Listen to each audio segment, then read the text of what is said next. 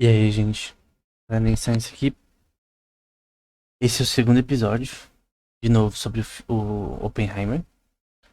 Sim, eu tô no hype pro filme, eu ainda não assisti, provavelmente vou assistir amanhã. E esse vai ser uma continuação do episódio anterior, obviamente, mas a gente vai primeiro dar um panorama histórico dos principais papers que levaram ao conhecimento necessário para a criação da, da bomba em si. O principal sendo o de 1934 e 1939, de alguns pesquisadores específicos, em especial, por exemplo, Enrico Fermi e Szilard, em um paper chamado Produção de Nêutrons e Absorção de Urânio, né? Que esse foi o paper que criou tanto o desejo de criar a bomba pelos alemães quanto pelos Estados Unidos. Então, vamos por partes, né? Então, antes de tudo, a gente vai falar de um paper, primeiro da Marie Curie. Não vamos confundir a Marie Curie com a Irene Curie, que é a filha dela. Pesquisava no mesmo tempo. E em 1934, ela publicou um achado de um novo elemento. Né? Se eu não me engano, foi o Neptônio. Todos os papers vão estar na descrição. Né? No mesmo ano, o Enrico Fermi e outros publicaram um paper chamado Artificial Production of... Não, perdão. É outro. Eram sobre bombardeamento também com nêutrons. Só que não no urânio. No 64, na verdade, foi um teste que eles fizeram. Então, já havia, até se você ver os papers que a gente citou no último episódio, essa noção de captura de nêutrons, ou neutron capture. O que é neutron capture? É você atrair ele para o núcleo para soltar prótons, se não me engano. E aí, no caso, a questão aqui, tanto na parte de produção e absorção, é que no paper de 1964, na descrição, eles testaram todos os, os elementos possíveis em que um bombardeamento funcionava melhor. E realmente criava uma reação em cadeia melhor. E no caso, o nome do paper era Radioatividade Artificial Produzida por Bombardeamento de Nêutrons. Né? Eles testaram hidrogênio, testaram magnésio, testaram tipo todos os elementos da cadímio, todos os elementos da tabela periódica, eu acho. É uma lista enorme. Todos os elementos da periódica eles testaram, praticamente. E aí a maioria não deu certo, né? Os três que mais deram certo, e no final da tabela que tá no paper. Então você vê o paper, você vai lá no final. Tem uma tabela. Que os que melhor, saíram melhor foi o tório e o urânio. Que tem uma número atômico parecido, né?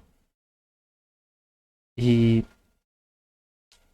também o Neptônio parece, mas o principal é o tório e o urânio. Esses são os principais. Aí você pode falar, mas e a bomba de hidrogênio, né? Então, nesse caso, não tem a ver com essa daqui. Então, em 1974, com esse experimento monumental, porque não era tipo. Eles não testaram um elemento único, eles testaram vários, né? Testaram vários e viram que o tôrio e o urânio seriam os melhores. E até então, em 1934, não tinha nenhuma perspectiva de criar a opção de uma bomba. Era ainda algo mais. É uma pesquisa com foco nessa questão. Não sabia as aplicações práticas para isso no momento. Em 1939, tem o paper que eu falei antes, e é estranho que em agosto de 1939, tem o paper publicado por quase os mesmos autores, o Fermi estava ali, o Szilard também, que é o Neutron Production and Absorption of Uranium, que eu citei anteriormente. E a Segunda Guerra Mundial começou em setembro. Então, um pouquinho antes da guerra. Um mês, né? Antes da guerra. Eles publicaram esse paper. E que mostrava não só o bombardeamento em si. Aqui eles estavam mostrando uma possibilidade de reação nuclear no ambiente ali, termodinâmico dentro de uma. Dentro de uma. Um sistema de água, né? Com elementos específicos ali. Uma água misturada ali com. Não lembro. Era o fato de magnésio. No paper específico tem, mas acho que não. Algo assim parece. Eu posso estar errado. Mas eles mostraram teoricamente que era possível criar uma reação cadeia. Obviamente com o urânio, né? E um ano antes, 1938, se eu não me engano, Rico Fermi ganhou o prêmio Nobel por esse mesmo achado. Um ano antes, né? Em 1939, antes da guerra, acharam isso, né? Mas não foi um achado que foi por acaso, né? Teve um tempo aí em relação disso, né? Lembrando que a existência dos nêutrons foi em 1932 por James Chadwick, tá na descrição do paper. A gente citou no outro vídeo também. E depois do nêutron ser provado, até porque se você for ver o episódio anterior, tem um paper que a gente falou que o, o Oppenheimer ainda duvidava não duvidava, né? Ele sabia que provavelmente existia, o Dirac já tinha escrevido coisas nisso, mas ainda não tinha sido provado que o nêutron existia, né? E é esse que era essencial aí pra forma que os elementos funcionam. As coisas, as peças foram sendo montadas pela graça de Deus, né? Aos poucos, né? Nesse paper de 1939, quem estava presente era o Anderson, Fermi e o Leo Szilard. O Szilard vai ser o cara que vai mandar vai falar com o Einstein. Pro Einstein mandar uma carta pro presidente Roosevelt para ele começar o projeto da bomba. Então, eu vi algumas pessoas fazendo uma review do filme. Algumas delas falaram umas besteiras. Duas que eu vou falar porque talvez as pessoas não. Obviamente você não tem que saber disso, porque não é só quem é da área que vai saber com detalhe essas coisas. Por exemplo, o erro que estavam falando era que se talvez o Einstein tivesse dado uma equação pro Oppenheimer, o Einstein não participou em nada disso. A participação dele que foi crucial, obviamente, que o Szilard meio que ativou isso, ele mandar a carta pro presidente Roosevelt. E você pode ler essa carta lá, hein? Ele fala as questões que os alemães já tinham um lugar chamado Kaiser Wilhelm Institute, que eles estavam tentando criar a bomba. Então, isso depois do paper de 1919, já que já tinha começado, né? Então, isso aconteceu de fato, mas ele não teve nenhuma comunicação ali. Só que um outro erro, embora Einstein não tenha participado em nada, um erro que eu achei pior, é que um youtuber falou que o Einstein não. A pesquisa dele não era em física quântica. E esse é um erro primordial. Até porque o Einstein aparece no filme, né? Eu não vi o filme ainda, mas eu sei que ele aparece. E eu mais ou menos sei os diálogos que acontecem, né? Um erro primordial é pensar isso é que, na verdade, se deve a ele a fundação do termo atrelado à física, ao nome da física quântica. Porque foi nos papers, nos chamados anos mirabilis do Einstein, né? Os anos miraculosos, né? Que ele escreveu. Papers que revolucionariam a física como um todo, principalmente com a relatividade. Aquele paper que equivale energia em massa também. Que não no paper. No paper não tá E igual a mc quadrado, mas poderia derivar dali já, mas tem a ver. Mas o princípio é da equivalência de massa e energia. O sistema que tem mais massa tem mais energia, se tem mais energia é porque ele tem mais massa. Enfim. E o próprio termo quanta, eu não lembro o termo em alemão, mas veio do Einstein, no paper dele. E se você pegar os livros do Einstein, os livros não, que eu não escrevi livro, né? Se você pegar os artigos selecionados de Einstein, online em inglês e alemão, tem uma palestra, tava o Stark, o Einstein e outras pessoas, o Einstein deu uma palestra que meio que inaugurou a física quântica em si, né? Eles discutem sobre esse termo, enfim, sobre de forma totalmente primitiva, né? Inocente, sem saber o que ia dar isso, né? E é um paper que precede a guerra, é importante, é o paper chamado EPR, do Podolsky-Rosen, que falam das possíveis. Eles estavam errados, né? Das possíveis limitações da física quântica, né? Esse PPPR é muito importante para a computação quântica e para a física quântica também. Até tem um termo atrelado a esse paper que se chama Pares EPR, que é relacionado a entanglement, né? E outros papers também importantes do Einstein relacionados à física quântica. Então, é impossível você divergir ele desse tema, porque ele pesquisou nesse tema, escreveu paper nesse tema, importantes. Ele foi fundamental para esse tema, né? Teve até uma mini treta do Einstein com o Bohr, Niels Bohr, que eu queria que aparecesse no filme. Que ele é muito citado nos papers do Oppenheimer também. Então eles eram amigos, né? Colegas, né? De trabalho. Uma coisa que acontece é que a interpretação de Einstein da física quântica era diferente da de Bohr, né? No fim, Bohr estava certo, no longo prazo. E Einstein é errado nesse contexto, mas é uma outra história, né? Errado em parte, né? Mas estava errado. Então, esses papers são importantes, principalmente em 1989.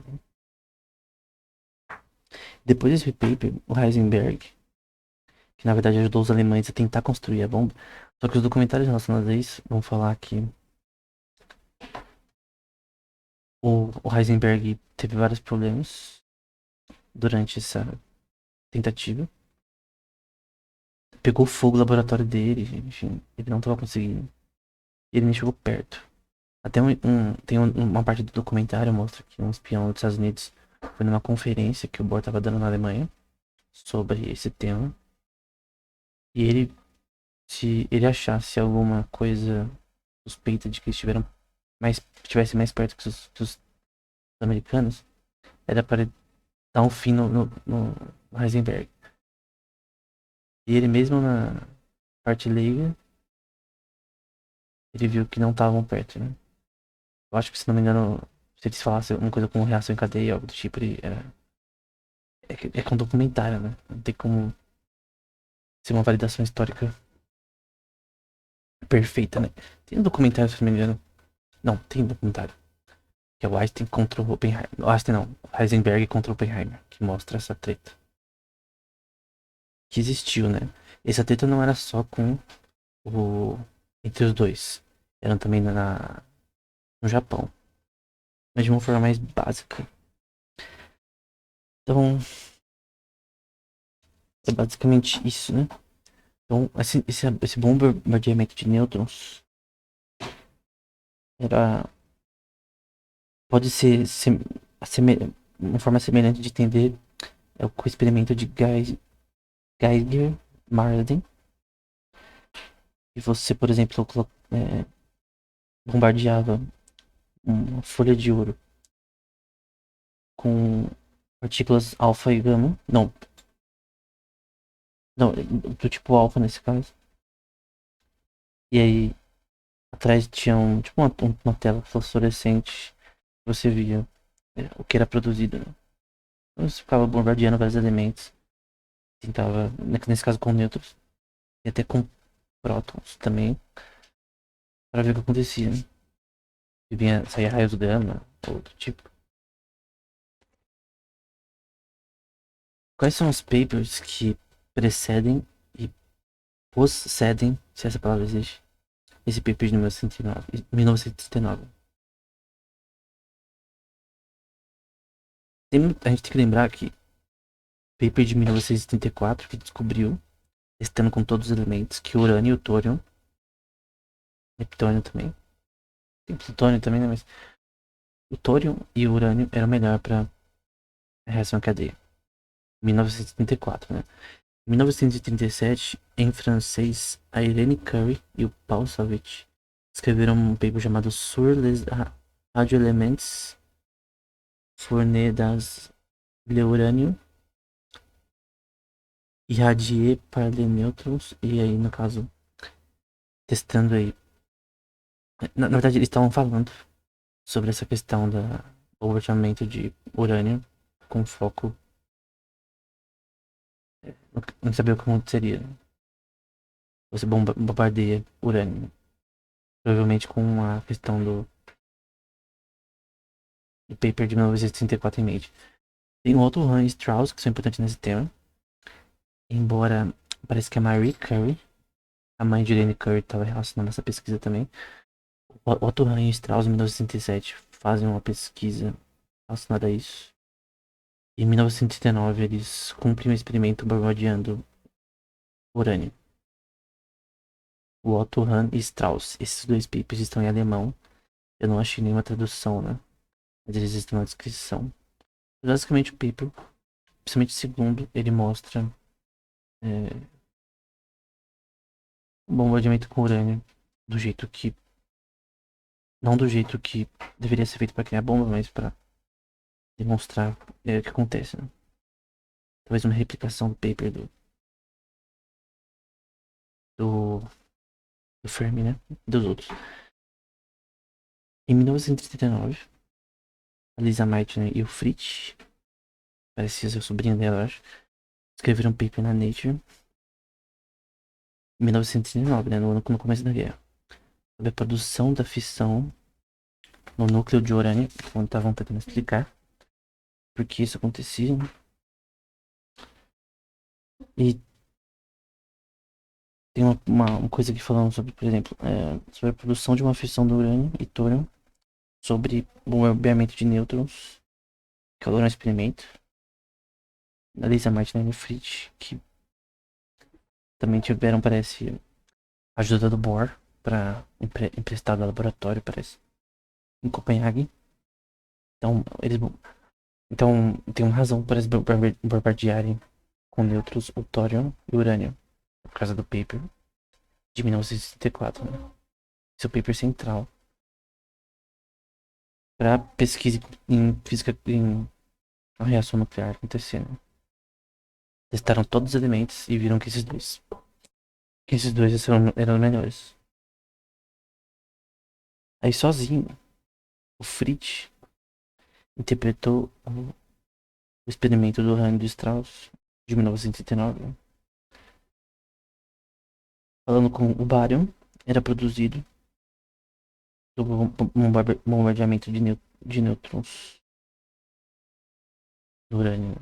Então, qual que é a questão aqui? Não se bombardeia o bagulho. Ele se divide simetricamente. Quando eu digo simetricamente até do número atômico, em elementos correspondentes àquele número atômico. Então, o urânio tem o número X, aí divide em dois. Aí era Krypton e bário.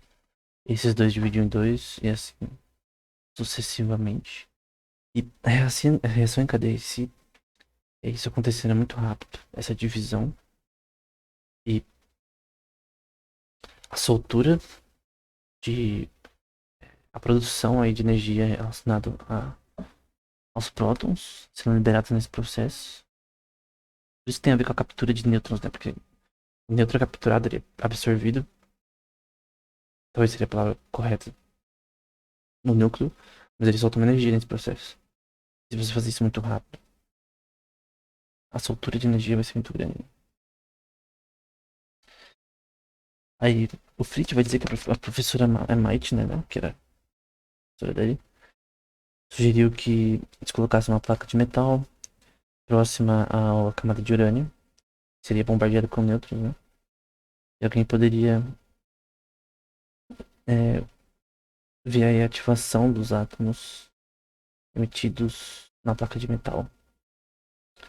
É uma sugestão mais teórica que aconteceria. O Japão, embora não tenha chegado nem próximo dos alemães, não chegaram nem próximo dos americanos, eles tentaram criar também a sua bomba atômica, né? Especificamente o Yoshio Nishima e o Kenjiro Kimura. Isso aqui é de um paper do Yoshihara, que tá na descrição. Eles tentaram criar a bomba, né? Mas eles estudaram com Bohr em Copenhague, então eles eram muito eficientes, mas eles não conseguiram. Então, teve, por exemplo, a quinta conferência sobre física teórica em Washington, que Heisenberg e Bohr estavam presentes, né? Conversaram, mas não deu em nada, né? Então, basicamente isso, né? Esse aqui é o resumo. Isso foi a introdução que a gente vai falar. E o que a gente vai falar ainda, a gente só deu um resumo, no geral, histórico até chegar aqui, em 1979. Só que os papers que a gente vai ver vai ser até 1951. Então a gente vai continuar analisando os papers em ordem cronológica, ou não, do Oppenheimer. Eu vou tentar resumir mais, porque no outro vídeo eu acho que eu fui muito... Eu não consegui explicar tão bem quanto deveria, porque é muito paper pra explicar. Vou tentar explicar mais rápido agora. Então, gradualmente, a gente vai ver que ele vai chegando no tema que tava talvez destinado a pesquisar, né? E várias... Antes da guerra, antes da fissão nuclear ser uma coisa interessante, do ponto de vista político e futuramente econômico, né? Ninguém pode dizer que os Estados Unidos ter mostrado o poder dele nuclear não foi bom pra eles, economicamente, militarmente. Mas a gente vai ver que cada vez mais as teses que ele fazia tinha muito a ver com isso. Então, ele era o cara perfeito pra fazer o time, porque ele tinha muito conhecimento do tema. Ele era um autor muito prolífico, escrevia bastante. O primeiro paper é sobre as limitações da teoria dos positrons. Ele fala um pouco sobre essa questão teórica dos positrons, né? Provavelmente não estavam sendo provados ainda. Ele usa, por exemplo, ele fala sobre as variantes de Lorentz de Gauss na teoria dos grupos, né? A conservação de energia ficam as mesmas nesse contexto dos positrons. É, então, sempre quando achavam coisas novas, física sempre tentavam dar as explicações anteriores a ela, né? Como o sistema funcionava. Usa o EPD, que é a distribuição de elétrons e positrons, e fala da dificuldade de definir operadores para energia de momento, velocidade vezes massa, nesse contexto. Se calcular distribuições de elétrons e positrons é complexo. Outro paper que talvez deve ser um comentário sobre o paper do Boet, do Horn, do Gray, do Tarrant, sobre a forma de dissipação de raios gama. Eu falei no último vídeo, acho que eu vou pular por conta disso, né? O próximo é o nome do paper. Existe uma fórmula para a absorção de alta energia de radiação que seja válida. Em 1984 aqui.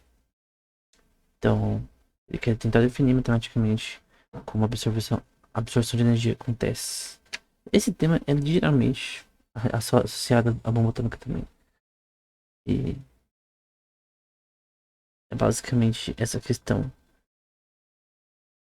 Ele vai falar coisas como, por exemplo, que a absorção de energia em si não é feita por elétrons, mas em pares. Sugere coisas relacionadas a isso. Os prótons que geram essa energia. A pesquisa, o objetivo aqui é tentar descrever. Será que a gente pode descrever matematicamente o que causa a absorção de energia acontecer? Explicar isso propriamente, né? Isso posteriormente vai ser importante para explicar a fissão nuclear também, né? Fala sobre a ionização de elétrons relacionada se a ionização de elétrons é relacionada a essa altura de energia. Quanto mais você cresce a energia, mais isso se torna importante para que a reação aumente o poder, né? Se isso é verdade ou não.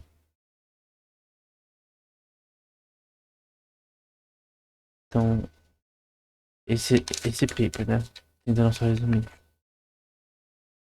O próximo é uma nota sobre a produção dos pares de partículas carregadas, né? Que ele vai falar sobre, por exemplo, o cálculo, né? Equação de cálculo de probabilidade de pares produzidos por uma alta energia com elétrons, né? Diferentes de raios gama. Energia de raio gama. O próximo. Tentar ser o máximo resumido aqui, porque tem bastante. Ainda não vai dar tudo pra hoje, né? Tem outro também. Próximo paper. A desintegração de deuterinos. Não, perdão, de deuterons. Deuterino não existe, né? De deuterons por impacto. No caso da absorção fotoelétrica, ele vai falar aqui. Aí vai falar, por exemplo, que a alta energia de deuterons pode ser desintegrada por seu impacto nos núcleos. Por exemplo, se tem o deuteron, você manda os gamma rays, raios gama, né? Do tipo THC. Você manda isso daí no deuteron, você joga esse raio gama e aí ele se desintegra, né? Ele vai explicar isso matematicamente. A forma que isso acontece, né? Tendo calcular a seção cruzada cross-section, essa desintegração. E eu tento computar o campo agindo nesse deutéron ao longo do tempo. Enquanto ele se move no núcleo, né? Matematicamente. No campo do núcleo. Do átomo, né? Próximo. Nota em funções de transmutação de deutério. Então, de novo, você tem o...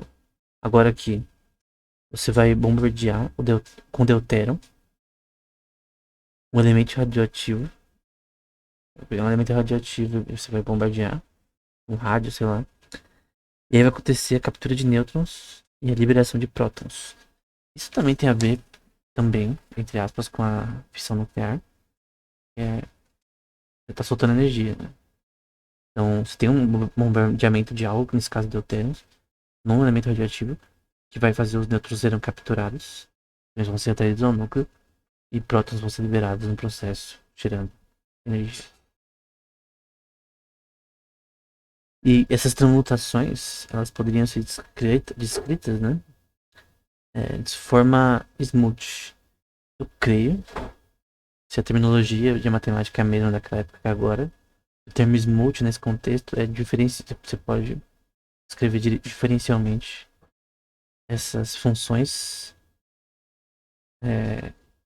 geometricamente, né?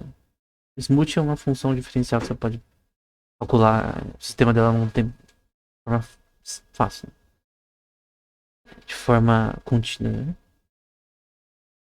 Você calcular, nesse caso, a energia do deutério, né? Então, é basicamente isso. E aí ele calcula e plota um gráfico relacionado a energia dividido pela energia de ligação desse contexto. Também a, a deviação nesse contexto, né? A forma que esse sistema ele se desvia da linearidade, né? Não linearidade, eu acho que é o que você tem em standard deviation, né? Na estatística, né? Mas basicamente esse paper é relativamente importante para a fissão nuclear também, embora não seja intrinsecamente relacionado. Próximo. Também sobre desintegração, né? Desintegração de alta energia em prótons. A gente já tá em 1937, 2 anos antes da guerra. Aí tem equações relacionadas, por exemplo, ao cálculo, a seção cruzada também para desintegração desse sistema. É, ele cita o Heisenberg. Eu acho que dos papers que eu li, uns 4 ou 5 papers ele cita o Heisenberg, até agora. Normalmente não falando mal. Às vezes falando que ele tá errado. Nesse contexto aqui, ele vai citar o Heisenberg falando que no contexto da teoria dos campos, as implicações que seriam sujeitas nesse contexto, aqui o Heisenberg, ele tá falando como o Heisenberg falando, de forma subjetiva, poderiam ter validação. Então, basicamente, ele tá falando que o Heisenberg num paper que ele cita, tava meio que tentando dar uma explicação que é uma coisa chamada teoria do Theory of Showers. O que é particle shower? A gente chama de reação em cadeia, mas a parte de shower é como se fosse a divisão desse sistema. Então, no caso do urânio, ele se divide em bário, cripton e estão dividindo várias vezes. Isso é um shower, né? Uma divisão contínua da forma que esse sistema se desintegra, né? Ele se parte, quebra, né? Se torna dois. Só que ele vai falar que ele sugere um módulo de calcular a probabilidade dessa desintegração sem usar os métodos mostrados por Bohr. No caso, a teoria dele nesse contexto. Só que ele fala, não fala mal do Bohr, né? Ele só que também fala que o jeito de eu poderia dizer que o jeito do Heisenberg de pensar sobre a teoria dos showers não era tão boa naquela situação, né? Ele tenta um método para calcular isso. Da probabilidade do próton desintegrar o sistema ao atravessar a matéria, né? Então, se você manda prótons pro urânio, por exemplo, vamos supor, ou para tório, ou qualquer outro elemento, tá bombardeando algo com a matéria, né? Quer dizer, você tá bombardeando a matéria em si, você quer quebrar ela, no caso. E você quer entender também a relação dos nêutrons, positrons e neutrinos nesse contexto. Vai entender o que tá acontecendo, né? Então, basicamente isso, calcular a forma que a energia. Por exemplo, a perda de energia de prótons nessa desintegração, você quer calcular a distribuição de energia e as cross-sections também, entre anteriormente.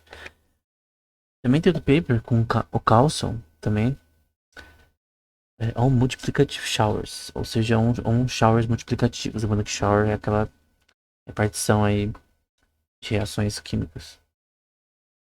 Eu ia falar que em campos nucleares, aí os gamas produzem pares e elétrons com energia por radiação.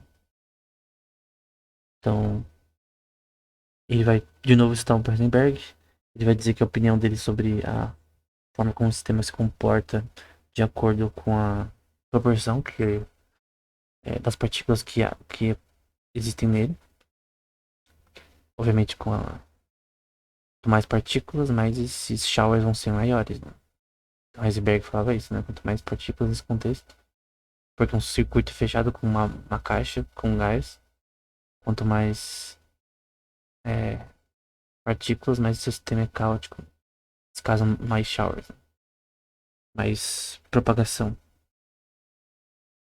dessas partículas. Ele fala dele que ele tenta interpretar isso com base no, em processos elementares sem uma fundação experimental, né? Tá criticando no caso Bohr. Então ele primeiro elogia, depois ele critica. Tava faltando um fundamento experimental, né? Nele. O que o Oppenheimer faz muito, diferente de outros papers, porque eu tô acostumado a ler bastante paper, em várias áreas das exatas, né? Também em alguns contextos de livro de economia ou sobre direito, no contexto de jogos online, né? Tem um livro nosso sobre jogos online, sobre leis em jogos online. Mas uma coisa que ele faz muito é criticar. Ele tenta criticar a si mesmo, tenta ser investigativo, né? Às vezes ele fala, ó, eu fiz dessa forma, provavelmente talvez não seja a melhor forma. Ele sempre tem autocríticas na sua própria, no próprio paper escrito. No final, às vezes ele fala, ó, fiz dessa forma, ou muitos fizeram dessa forma, mas não é o suficiente. Várias vezes ele faz isso, e isso mostra sua forma de autocrítica. Eu nunca vi isso em nenhum pesquisador, escritor de artigos na minha vida. De tipo, cara, realmente, às vezes, muitas vezes, porque normalmente, hoje em dia, principalmente, pra você publicar um paper, tem que vender o peixe, né? Você tem que falar que seu paper é bom, que funciona. Mas às vezes ele fala o contrário, às vezes ele é pessimista. Isso é bom, né? Assim que ciência é feita. Então, é basicamente isso. Ele critica um pouco essa questão Heisenberg nesse contexto, né? E dá a sua própria opinião de como isso aconteceria na prática. Por exemplo, tem uma parte com uma equação de difusão, de como essa difusão nesses showers aconteceria. Então,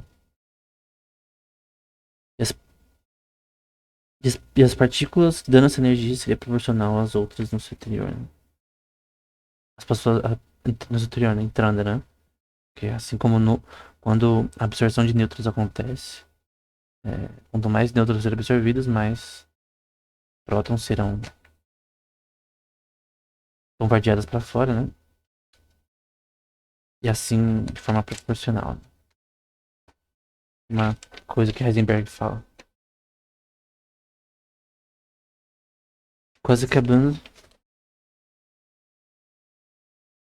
É, aqui ele vai falar um pouco sobre estrelas.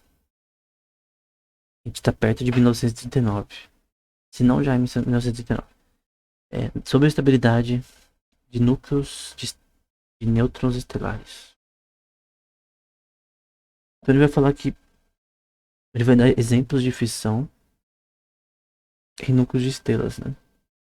Vai falar, por exemplo, sobre a captura de prótons por elementos como entre carbono e oxigênio. Estrelas também têm um grande nível de hidrogênio e outras coisas.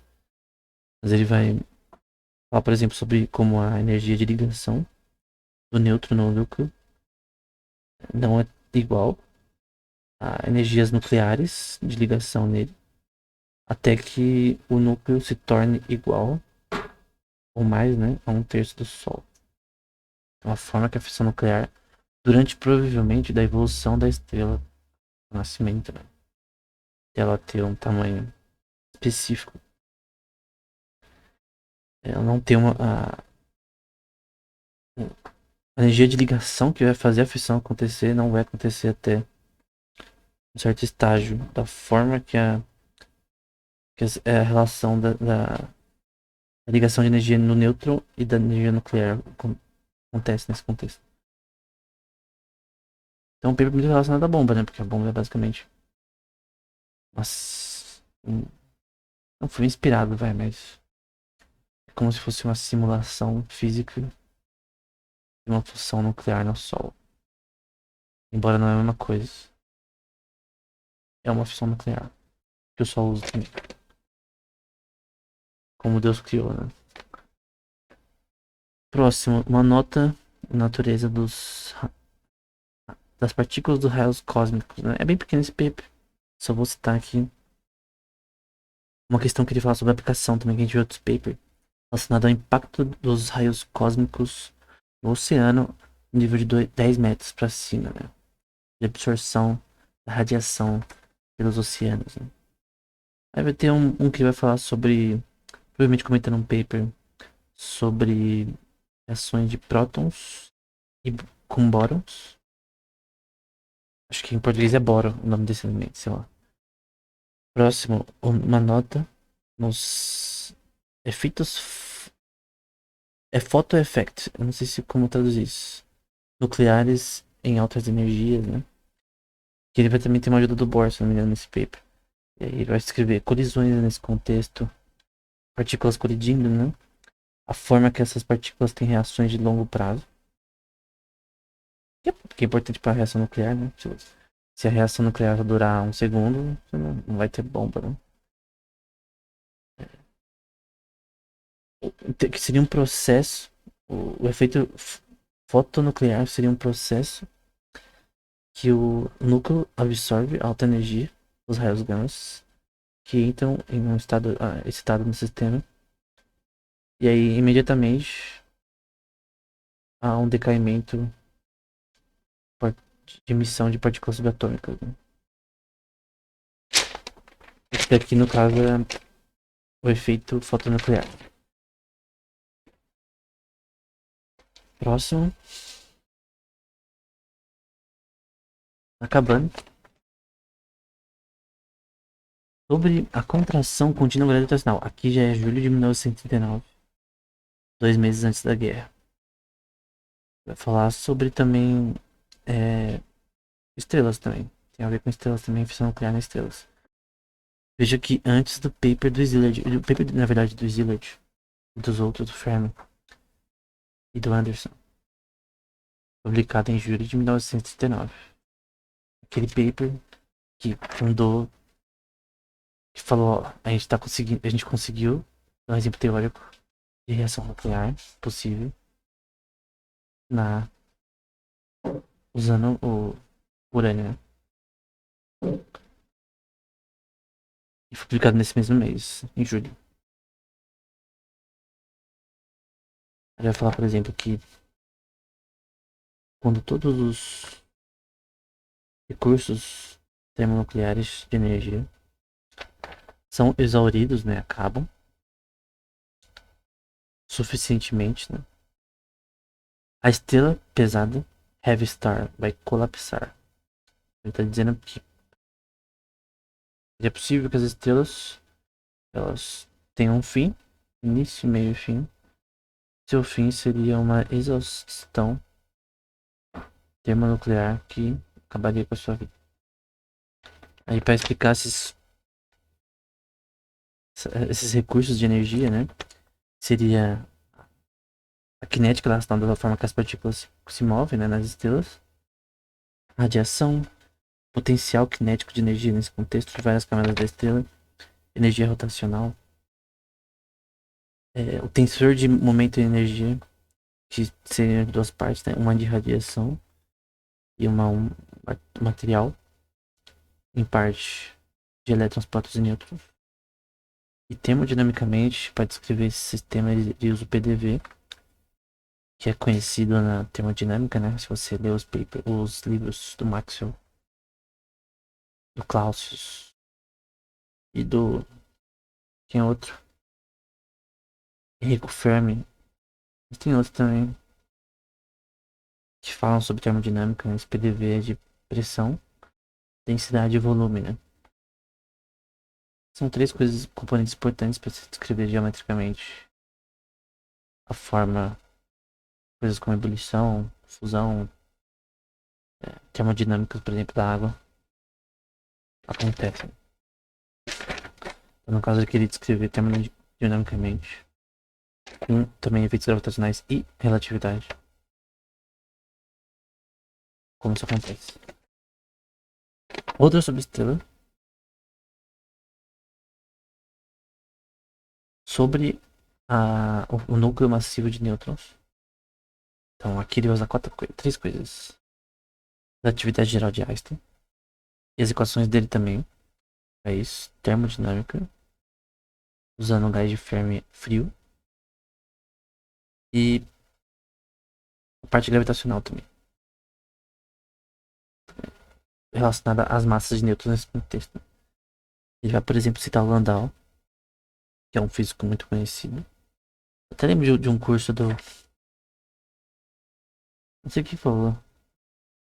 Não sei se foi o Leonard Susskind ou o Roger Penrose que falava que o livro do Landau era o mais difícil para ler. Ou era o pai do Lex Friedman, não lembro. Então, uma prova do Landau é que todas as estrelas tendem a colapsar a um ponto, a forma que da condensação desse núcleo de nêutrons, né? E pra, massas suficientemente grandes, né? O núcleo uma hora ia colapsar perto do centro de densidade e a pressão iria fazer isso daí acontecer. Enfim. Em 1939 ele estava focado em estrela, né? Bastante fissão nuclear, muita coisa relacionada a isso. Então veja aqui como se ele previsse. Queria ter que pesquisar nesse tema. Até então, os Alamos não é nem sonho. Só depois, no meio da guerra. Tava pesquisando de fissão nuclear em estrelas um pouquinho antes de mais acontecer. O último que a gente vai citar hoje, pelo tempo, também porque ainda falta. Esse foram todos os artigos que eu consegui ler até agora dele. Mas falta, se não me engano, uns 7. Então os próximos 7 eu ainda vou ler. Aí eu faço o próximo episódio, né? Então, até o que eu li foi esse daqui. Que já é em 1941. Sobre a produção de mesotrons secundários suaves, né? E dá uma explicação, por exemplo, da relação com isso. De novo, com a emissão deles na camada do mar. Não só 10 metros, mas que ela cresce 4 vezes mais a 75 metros por baixo do mar, né? Lembrando que Shaw é aquela reação, aquela divisão de partículas ali naquele contexto. Ele fala sobre a criação de mesotrons e a absorção deles. Então aqui não são nêutrons, são mesotrons. Ele explica nesse contexto a forma como isso acontece. Então era isso. Próximo episódio a gente vai direto pro que importa, né? Pra terminar esses artigos. Eu vi que tem um ali antes dele entrar no projeto, porque vai ter um hiato de uns 3 anos quando ele começar a trabalhar no projeto Os Alamos, que ele vai parar de escrever paper. Porque até então ele escrevia todo ano praticamente um paper no mínimo. Mas eu queria dar uma pausa, né? Tinha dois, que é até de fotossíntese, que a gente vai ver na próxima aula. Então, no próximo episódio, a gente já termina esse tema, já finaliza e já dá o veredito final, né? Sobre o seu legado, né? Então é isso, espero que tenha sido útil. Até o próximo episódio.